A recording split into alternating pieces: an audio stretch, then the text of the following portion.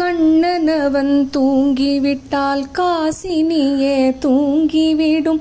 அன்னையரே துயிலெழுப்ப வாரீரோ.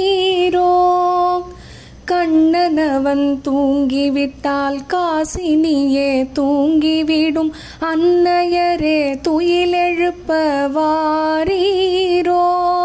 அவன் பொன்னழகை பார்ப்பதற்கும் போதை முத்தம் கேட்பதற்கும் கன்னியரே கோபியரே வாரீரோ. கன்னியரே கோபியரே வாரீரோ. ஆயர்பாடி மாளிகையில் தாய்மடியில் கன்றினை போல் மாய கண்ணன் தூங்குகின்றான். தாலேலோ.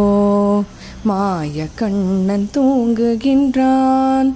தாலேலோ.